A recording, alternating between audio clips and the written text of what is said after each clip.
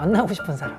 워낙 방송 대세시잖아요. 방송 천재라는 별명이 붙을 정도로 타이틀 롤을 맡을 수 있는 방송인이 과연 몇이나 되겠어요? 안녕하세요, 백종원입니다. 여유에서 배어나오는 그 바이브? 그다음 싸움에서 나온 바이브가 있다면 여유를 가진 사람만이 할 수 있는 그런 바이브가 있는 것 같아요. 그건 날 믿을. 골목식당 PD분이 그런 얘기를 하더라고요. 호인이다. 그러니까 자기 거를 조건 없이 퍼주는 사람이다. 제가 들었던 백종원 씨에 대한 평가는 다 이런 식이었던 것 같아요. 그 뒤로 지금 만남의 광장을 하고 있는 출연하는 모 연예인 익명을 요구하는 제보를 받았어요. 어떠냐 옆에서 보면 백종원 이코르 백종원이라는 답이 왔어요. 그냥 너무 좋은 사람이에요. 너무 어른이라는 표현을 쓰더라고요. 요즘 사회에서 어른이라고 부를 만한 사람이 많이 없잖아요. 백주부, 뽀주부, 뽀노스, 백설탕 이 싫어하시는 별명인데 근데 사실 백종원 씨 하면은 워낙 별명이 많은데 그 본인이 되게 싫어하는 별명이 있어요. 그러니까 슈가보이라고. 대용량 레시피를 하다 보니까 실제 사용한 양보다 훨씬 더 많은 양의 설탕이 들어간 것처럼 보여줘서 오해라고 이제 좀 안타까워했다라는 얘기를 전해 듣기도 했었거든요. 저는 참고로 다시 한번 얘기하면 설탕을 사랑하진 않습니다. 그런 많은 별명 중에 본인이 제일 마음에 들어하는 별명도 백주부라고 하더라고요. 나한테 그런 호칭을 붙여주신 것 자체가 굉장히 친근하고 그 별명이 제일 마음에 든다라고 했는데 그게 또 이런 좀 친근한 말투도 그런 영향이 있는 것 같아요. 이 정도면 살이 좀 덜 찌니까 그 다음에 결정판으로 바다로. 방송을 처음 시작하게 된 계기가 원래는 아내들 때문이라고. 그러니까 소유진 씨와 결혼으로 화제가 되면서 힐링 캠프에 섭외를 받기도 했고 이젠 늘 곁에서 함께 웃겠습니다. 소유진. 싸우리죠. 근데 의도치 않게 이제 계속 섭외가 들어오는 거예요. 그래서 이걸 계속 해야 되나 말아야 되나 고민을 했는데 소유진 씨가 해봐라 한번 이렇게 응원을 해줬고 생각보다 너무 적성에 맞으셨는지 지금까지 계속 뭐 아주 대상감으로 거론될 정도로 활약을 계속 하고 계시죠. 와, 좀 뭐 거의 신앙이신 것 같아요. 백종원 씨한테 소유진 씨가. 뭐 얘기를 하면 항상 소유진 씨 때문에 했다. 소유진 때문에 이렇게 내가 여유가 생겼다. 소유진 때문에 그래 따뜻한 사람이 됐다. 자기가 지금 이 위치, 지금 이런 좋은 사람이 된 거는 모두가 아내인 소유진 씨 덕분이다라고 얘기를 해요. 딸바보이자 아내바보로 굉장히 유명한데 소유진 씨가 본인의 SNS 계정에 항상 이제 자신보다 딸을 더 사랑하는 남편, 그러니까 백종원 씨 모습을 올리면서 약간 질투하는 그런 귀여운 애정 공세도 또 볼 수 있고.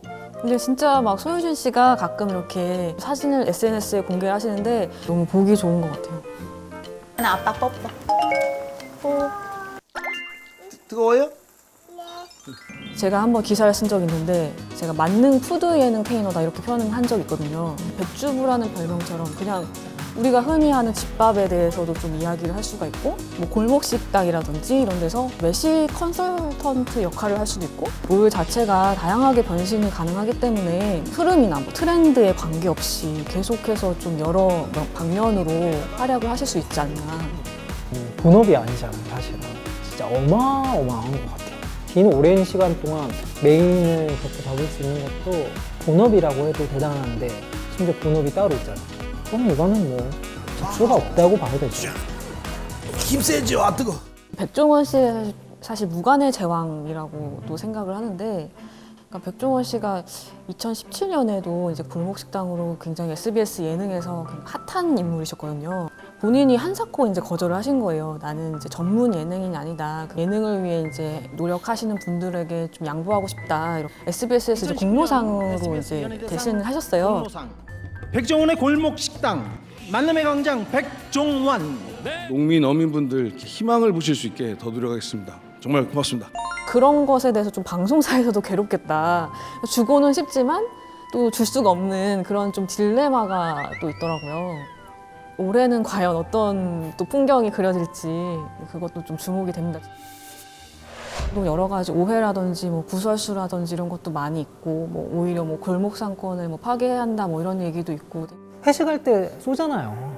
저는 사실 그 출연료요, 그 회식비로 다 나간다고 저는 생각을 해요. 본인이 적어도 출연료로 돈을 벌겠다는 생각이 없다는 건 확실합니다. 사실 본인이 방송으로 얻는 수익보다는 그 사업으로 얻는 수익이 훨씬 많으시기 때문에 뭐 불편하시면 안 할 수도 있거든요. 근데 계속 하시는 이유가 파는 사람, 또 먹는 사람 모두 좀 이렇게 수준이 한참 올라간 뭐 대한민국 그런 외식 사업계의 좀 발전을 꿈꾼다 이런 식으로 얘기를 해주셨는데 최근에 어떤 그 조언을 해주었던 사장님이 암에 걸린 게 나왔거든요. 못 하시는 것 같아가지고 저 너무 행복하게 해주셔서 고마워요. 아 참 그지 같네. 공감하고 이런 부분에 저도 진짜 막 눈시울이 막 붉어지더라고요. 너무 슬프고 그게 진심으로 느껴지고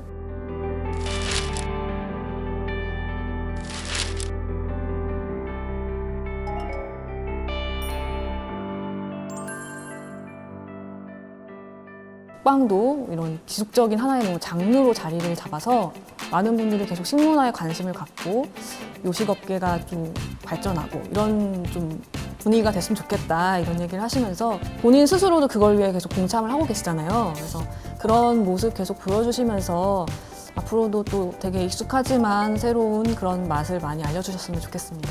앞으로도 그 양쪽 다 균형을 잘 맞추면서 외식업계도 발전시켜 주시고 시청자들한테 웃음도 주고 재미, 지식을 모두 선사할 수 있는 그런 방송인으로서도 앞으로 멋지게 활약해 주시길 기대하겠습니다.